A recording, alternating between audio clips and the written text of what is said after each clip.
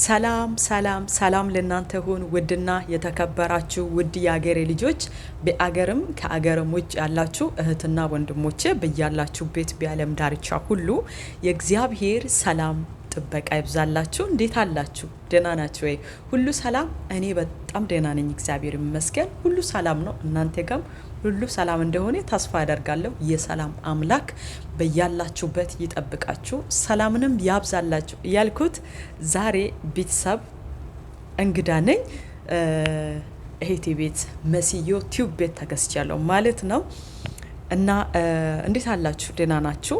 ሁሉ መልካም፣ ሁሉ ሰላም አብራችሁ ያላችሁ እንዲሁም አዳዲስ እንግዶች ሁሉ ሰላማችሁ ይብዛላችሁ ብያችኋለሁ። በያላችሁበት ለዚህ ቤት ለመስዮ ቲዩብ ቤት አዲስ የሆናችሁ ቻናሉን ሰብስክራይብ አድርጎ አበረታቷት፣ ደግፏት። አብሮነታችሁን ሰብስክራይብ በማድረግ ላይክ በማድረግ እንድታሳዩ በጌታ ፍቅር ጠይቃችኋለሁ በትህትና።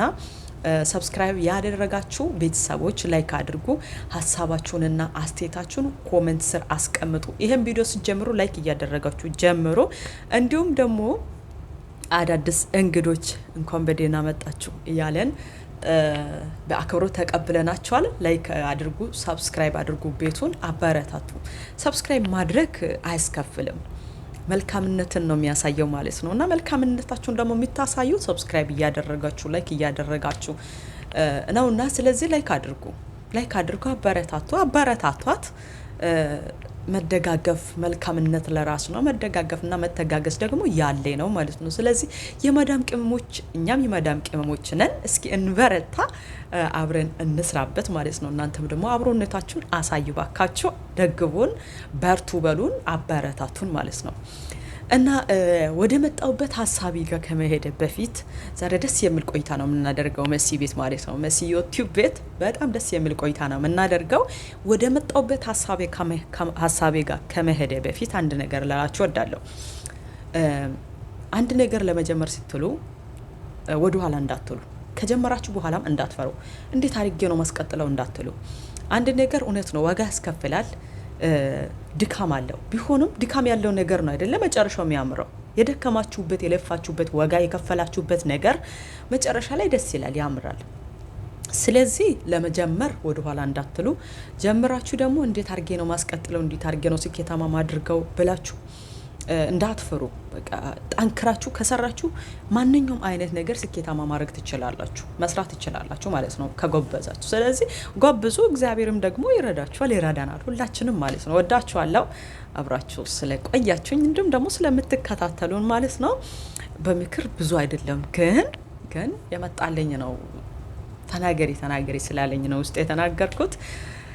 እና ዛሬ ደግሞ መሲ ቤት ማለት ነው ቤተሰብ በጣም ደስ የሚል ቆይታ ነው የምናደርገው። ስለ መልካም ንግግር ነው አብረን የምናየው። ስለ መልካም ንግግር ደግሞ ከእግዚአብሔር ቃል አንጻር መልካም ንግግር ምንድን ነው? መልካም ንግግር ሰዎችን ምን ያደርጋል? ይሄ ነገር አብረን ነው የምንወያየው፣ አብረን ነው የምንነጋገረው ማለት ነው። አብሮነታችሁ አሁንም አይለይላችኋለሁ። አብራችሁ ቆዩ፣ ተከታተሉ ባካችሁ።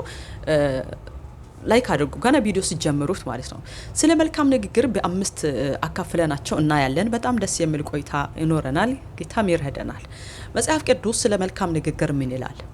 መጽሐፍ ቅዱስ ስለ መልካም ንግግር ምን ይላል? መልካም ንግግር ሰዎችንስ ምን ያደርጋል? ስለ መልካም ንግግር መጽሐፍ ቅዱስ ብዙ ያስተምረናል። ስለ መልካም ንግግር መጽሐፍ ቅዱስ ብዙ ያስተምረናል፣ ብዙ ነገር ይለናል። መልካም ንግግር ለሰዎች የሚጠቅም ነውና መልካም ንግግር ለሰዎች ብቻ ሳይሆን ለእኛም ጭምር ነው የሚጠቅመን። በዚህ ጊዜ ወዳጆች የመልካም ንግግር ሰው ለመናገር በጣም መልካምነት የጠፋበትና መልካም ንግግር ማውራት ሰው ያልቻለበት ጊዜ ነው አይደለ? በጣም በክፋት የተሞላ ዘመን ላይ ነው ያለነው። ስለዚህ እኛ ደግሞ ከእግዚአብሔር ቃል አንጻር መልካም ንግግር የመናገር ግዴታም አለብን፣ ሰዎችን እንድንጠገን፣ ሰዎችን እንድናበረታታ ማለት ነው። እስኪ መጽሐፍ ቅዱስ ምን ይላል ስለ መልካም ንግግር? መጽሐፍ ቅዱስ ስለ መልካም ንግግር የሚያስተምራቸው ብዙ ጠቃሚ መሪዎች አሏት። አለና ንግግራችን እንዴት መሆን እንዳለበት ከሚያሳዩ ጥቂት ቁልፍ ጥቅሶችን እና መሪ የሚከተሉትን እንመለከታለን። 5 መሪዎች አሉ ስለ መልካም ንግግር የሚያስተምሩት መጽሐፍ ቅዱስ ላይ ማለት ነው። አንደኛ መልካም ንግግር ስለ መልካም ንግግር አንደኛ ንግግር የሚያጸና ይሁን ይላል። ንግግር ሌሎችን የሚያጸና ሌሎችን የሚያበረታታ ይሁን። ንግግራችን ሌሎችን የሚጠቅም እና የሚያበረታታ መሆን አለበት። መጥፎ ቃል መጽሐፍ ቅዱስ ሲናገር መጥፎ ቃል ከአፋችሁ ከቶ አይውጣ፣ ነገር ግን ለሰዎች ጸጋን ይሰጥ ዘንድ የሚያስፈልገውን በጎ ቃልን ተናገሩ ይላል። አያችሁት? ንግግራችን ማስተካከል አለብን። መልካም ነገር መናገር አለብን። መልካም ነገር ደግሞ ምን ያደርጋል ካላችሁ ሰዎችን የሚጠቅም ነው፣ ሰዎችን የሚያበረታታ ነው። ስለዚህ መልካም ንግግር ነው ከአፋችን ማውጣት ያለብን።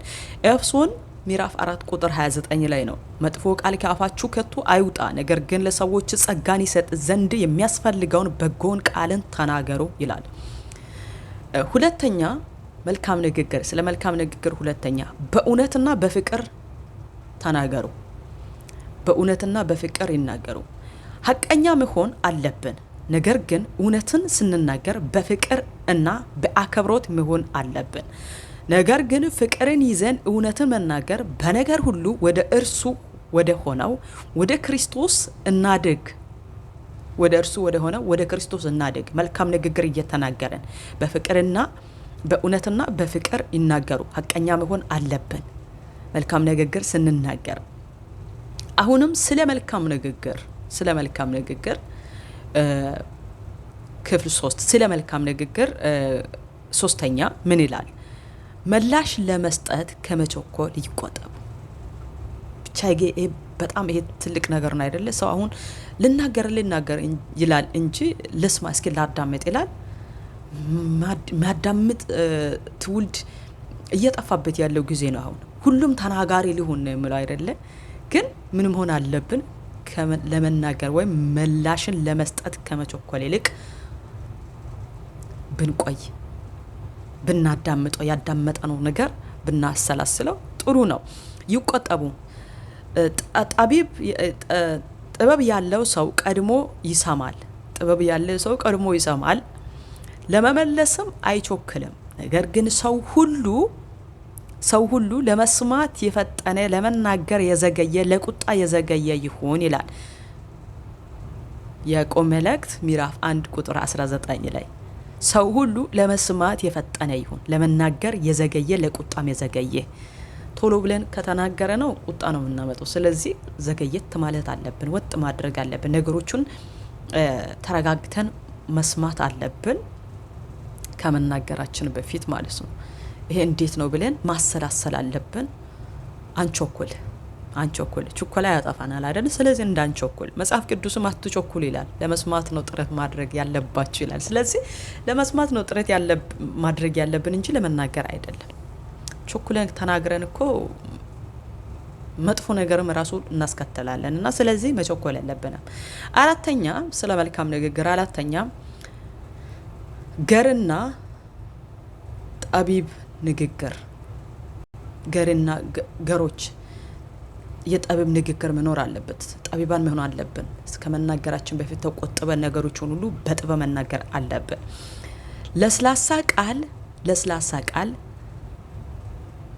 ጸጥታን ያመጣል።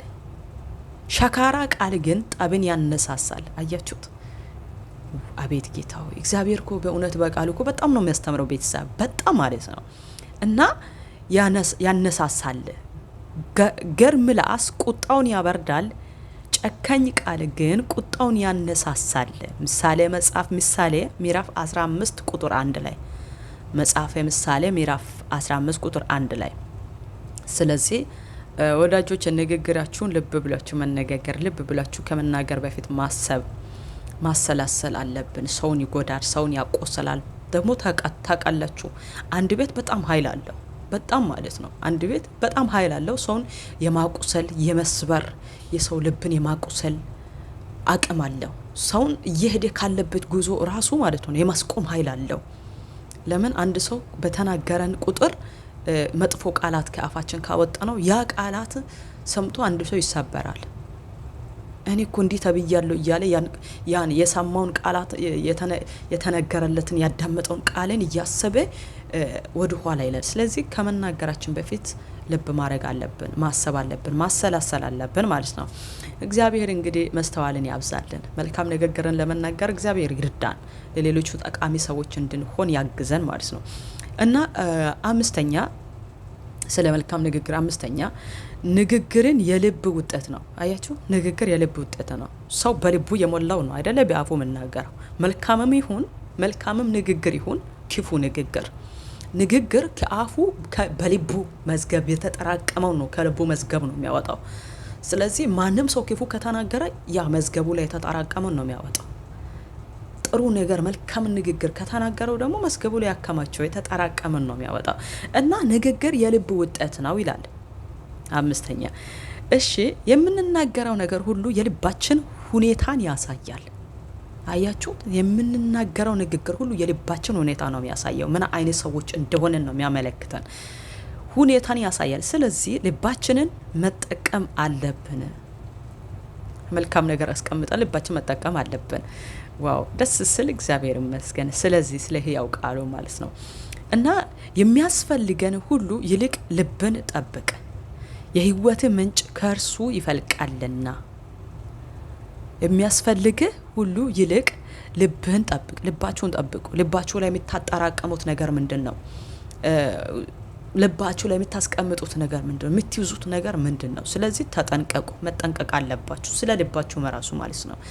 እና ለምን ሲባል የህይወት ምንጭም ከልብ ነው የሚወጣው፣ ሞትም ከልብ ነው የሚወጣው። በቃ የተናገራችሁ ቃል ነው በቦታችሁ ላይ ነው። ስለዚህ ተጠንቀቁ ለምትናገሩት ነገር ማለት ነው። የህይወት ምንጭ ከእርሱ ይፈልቃልና መጽሐፈ ምሳሌ ምዕራፍ 4 ቁጥር 23 ላይ ይሄን ይናገራል። ኃይል ያላቸው ጥቅሶችን ያመለክታል ንግግር። ኃይል ያላቸው ጥቅሶችን ያመለክታል ንግግር። እንግዲህ 5 ላይ ስለ ንግግር አይተናል። አንደኛ ምን ይላል? ንግግር የሚያጸና ይሁን ይላል። ሁለተኛ ደግሞ በእውነትና በፍቅር ይናገሩ ይላል። ሶስተኛ ምላሽ ለመስጠት ከመቸኮል ይቆጠቡ ይላል። አራተኛ ገርና ጠቢብ ንግግር መሆን አለበት ይላል። አምስተኛ ደግሞ ንግግርን የልብ ውጤት ነውና ተጠንቀቅ ስለ ንግግር።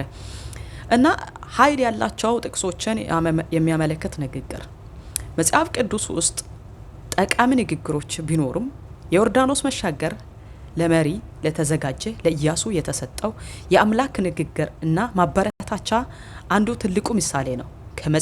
ከኢያሱ መጽሐፍ ምዕራፍ 1 የተወሰደው የማበረታቻ ቃል እንዲህ ይላል: በምትሄድበት ሁሉ አምላክህ እግዚአብሔር ካንተ ጋር ነውና በርታ፣ አይዞ፣ አትፍራ፣ አትደንግጥ ስል ይናገራል መጽሐፈ ኢያሱ ምዕራፍ 1 ቁጥር 9 ላይ።